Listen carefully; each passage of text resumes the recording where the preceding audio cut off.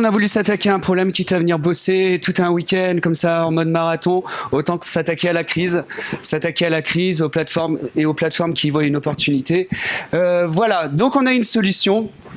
Elle est éprouvée depuis longtemps, depuis au moins 1932, en période de crise. La bonne solution, très souvent, c'est de faire une monnaie locale. Et il y en a pas mal des monnaies locales, vous voyez à peu près tous comment ça fonctionne.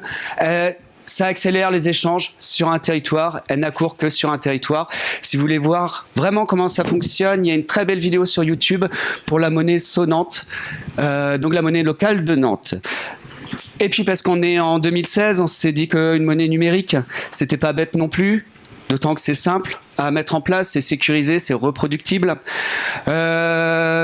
Et qu'on arrive à une certaine conjonction entre les technologies qui gèrent la monnaie et les interfaces ou les outils qui permettront de payer.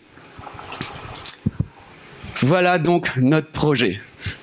Nous sommes un fournisseur de monnaie locale et numérique. Fournisseur, c'est-à-dire qu'on édite un logiciel open source qui va vous permettre de créer sur votre territoire votre monnaie locale et numérique et différents outils autour et principalement de l'animer et de la gérer.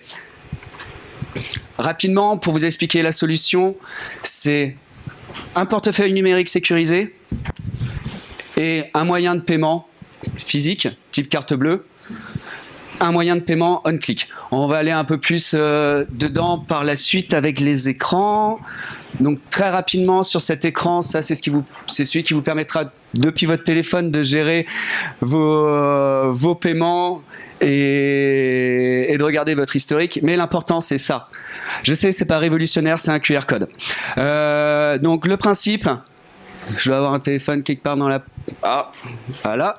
Donc le principe, c'est tout simple. Vous voulez être payé, vous montrez votre QR code, on le scanne, le virement, il se fait sur votre compte. Vous voulez payer quelqu'un, vous scannez son QR code, le paiement se fait sur son compte. Notre solution a vocation à être globale, à s'appliquer à toute la société, au moins à l'échelle d'un territoire. Mais il a fallu, pour faire simple, et pour attaquer directement sur une cible qu'on connaît, on s'attaque aux lieux d'innovation. Personnellement, ça fait 5 ans à peu près que je travaille dans les lieux d'innovation, que ce soit Fab Lab, espace de coworking. Je connais les besoins, je connais les limitations, je sais aussi l'impact que peut avoir un système de monnaie au sein d'un espace comme ça pour dynamiser les échanges et pour faciliter la gestion, les factures, tout ça. Il faut savoir que c'est d'après mon expérience personnelle, mais également d'après les petits sondages qu'on a pu faire, un espace de coworking, un Fab Lab, ça se gère principalement encore avec des tableurs Excel. En 2016, on utilise, dans ces lieux d'innovation, on utilise toujours des tableurs Excel.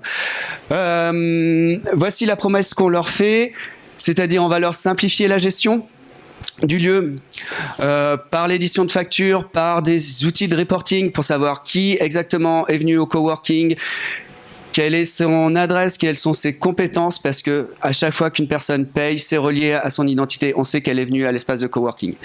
Donc simplifier la gestion du lieu, développer l'activité du lieu en permettant de mettre en place d'autres types d'activités, de vendre d'autres types d'activités sur le lieu. Donc je vais finir bientôt. Notre business model. En année 1, on pense une dépense de 150 000 € à peu près, principalement du salaire. Ce qu'il nous faudra, c'est un CTO, un vrai développeur orienté blockchain. Ça se trouve sans problème. Et on atteindra, je pense, un chiffre d'affaires aux alentours de 140 000. Donc comment on atteint ce chiffre d'affaires ?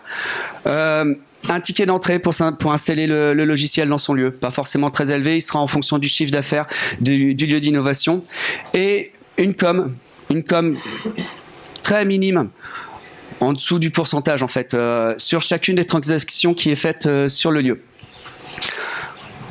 En visant les incubateurs, avec notre petit réseau d'incubateurs et ceux qu'on connaît, avec une vingtaine, on fait les 140 000 sans problème. En année 3, j'ai perdu mon post-it que je voulais vous coller. On sera une licorne. Ouais. Je voulais remercier mon équipe. Sarah qui nous a toujours rappelé ce que c'était une monnaie locale. Benji qui avait vraiment envie d'apprendre, Gaël qui nous a bien facilité le travail, Jonathan pour la technique. Si vous avez des questions techniques, il faudra demander à Jonathan. On lève 15 secondes. Voilà. Merci. Koku, équipe Koku.